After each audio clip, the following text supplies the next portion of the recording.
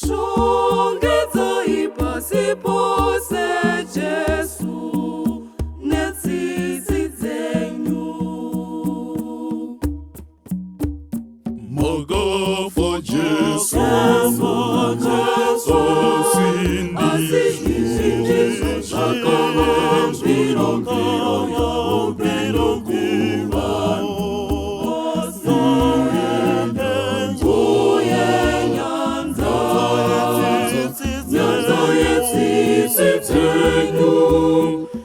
ikazarukira pasi pose chokwadi chitubu choupenyu sisena anokona kudziera shongedza ipasi pose uye zvinururire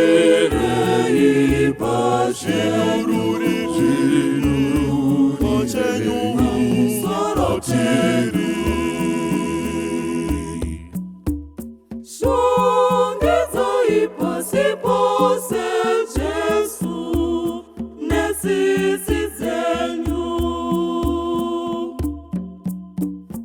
Magafa Jesu, asindi shakala mbiro ya upendo kuwa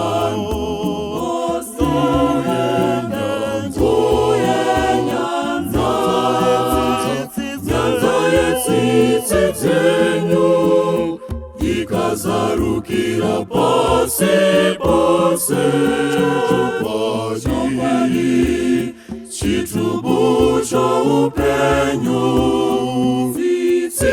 sisena anokona kudziera shongedza ipasi pose uye zvinururire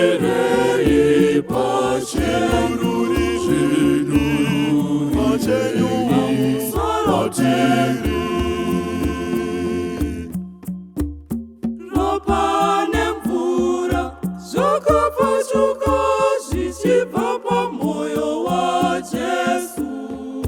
Jesu, ndinovimba nemi. Magafa Jesu, asindi shakala mbiro ya upendo kuwa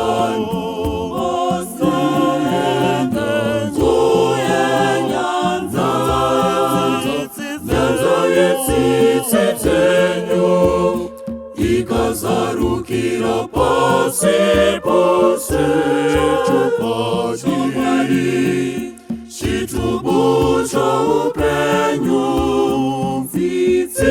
sisena anokona kudziera shongedza ipasi pose uye zvinururire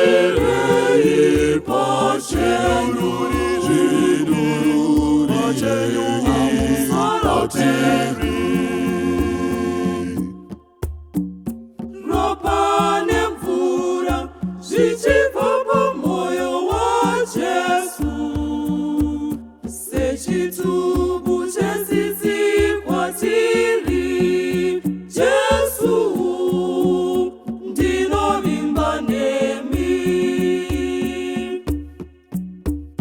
Magafa Jesu, asindi shakala mbiro ya upendo kuwa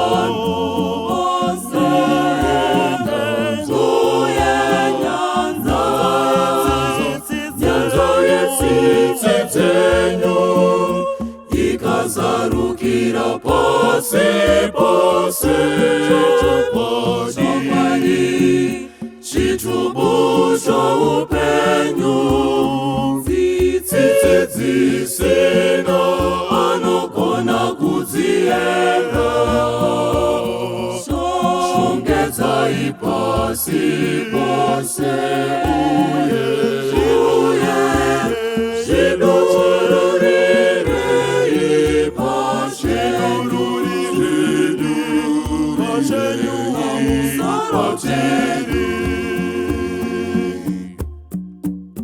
Baba vedu muri kudenga, Baba